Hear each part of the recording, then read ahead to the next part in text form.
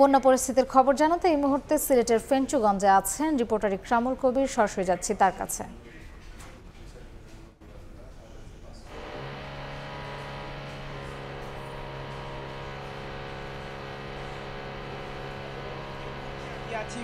সিলেটের ফেঞ্চুগঞ্জ উপজেলার কটালপুর বাজার এলাকায়। এই এলাকার বাজার, বাড়িঘর, রাস্তাঘাট সব 1 মাস 10 দিন ধরে পানিতে তলিয়ে আছে। আমার পিছনে এই যে বাজারটি আছে, এই বাজারের দোকানপাট বন্ধ রয়েছে 1 মাস 10 দিনের বেশি সময় ধরে। এবং এই এলাকার যারা ব্যবসায়ীরা আছে তারা অমানবিক জীবনযাপন করছে। কারণ হচ্ছে কি, এই এলাকার প্রাকৃতিক দুর্যোগ যখন শুরু হয়েছে সিলেটের, বিশেষ করে মে মাসের শেষ দিকে, তখন এই এলাকায় এসে যে পানি ঢুকেছে কুশিয়ারা নদীর পানি, এখন এই পানিগুলো নামছে না। বিশেষ করে কুশিয়ারা নদীর যে অববাহিকার যে উপজেলাগুলো আছে, ফেঞ্চুগঞ্জ, বালাগঞ্জ, উসমানীনগর, অন্যদিকে যে জকিগঞ্জ কিংবা কানাইঘাট, তারও অন্যদিকে বিয়ানীবাজার কিংবা গোলাপগঞ্জ, এই উপজেলাগুলোর মানুষ প্রায় 7-8 লাখ মানুষ এই একইভাবে স্থির অবস্থায় রয়ে গেছে। পানি খুব একটা নামছে না, প্রতিদিন 1 সেন্টিমিটার 2 সেন্টিমিটার করে নামছে। এই মুহূর্তে কুশিয়ারা নদী 91 সেন্টিমিটার উপর দিয়ে প্রবাহিত হচ্ছে। যদিও বিপদসীমার উপরে রয়েছে সুরমার 1টি পয়েন্টে এবং কুশিয়ারা 2টি পয়েন্টে, কিন্তু ফেঞ্চুগঞ্জ এলাকায় কুশিয়ারা নদী কোনোভাবেই নামতে চাচ্ছে না, এবং যার ফলে এই এলাকার ভোগান্তি চরমে পৌঁছে গেছে। বাজার ঘাটে পানি এখনো নামছে না, কিংবা বাসাবাড়ি কিংবা পথঘাট সব তলিয়ে আছে। ফেঞ্চুগঞ্জ বালাগঞ্জ যে আন্ত উপজেলা সড়ক সেটাই বিচ্ছিন্ন রয়েছে।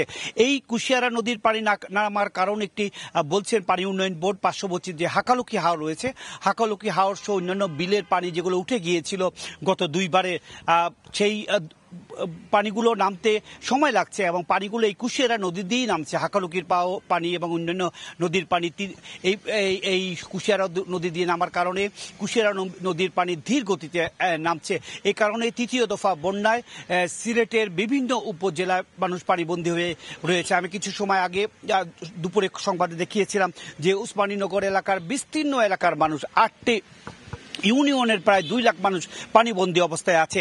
আর এই উপজেলার 5টি ইউনিয়নের মানুষ এই পানিবন্দী অবস্থায় রয়েছে। সবকিছু মিলে বলা যায় সিলেটের যেই পানি উঠে গিয়েছে বা বিভিন্ন সুরমা, কুশিয়ারা সহ অন্যান্য সারিগাং কিংবা অন্যান্য যে শাখা নদীগুলো ভারত থেকে বাংলাদেশে প্রবেশ করেছে, প্রত্যেকটি নদী দিয়ে যে উজানের ঢল বাংলাদেশে নেমেছিল, সেই ঢল নামার পানি বিভিন্ন জায়গায় চলে গেছে এবং নিম্নাঞ্চলে চলে গেছে। বিশেষ করে বিভিন্ন ধানের ক্ষেত কিংবা অন্যান্য যেই মাঠ কিংবা বাজার হাটের যেই সমস্ত খোলা জায়গায় পানি যে ঢুকে গেছে সেগুলো নামছেই না, এবং এর ফলে এই এলাকার আমন চাষে বিঘ্ন ঘটছে।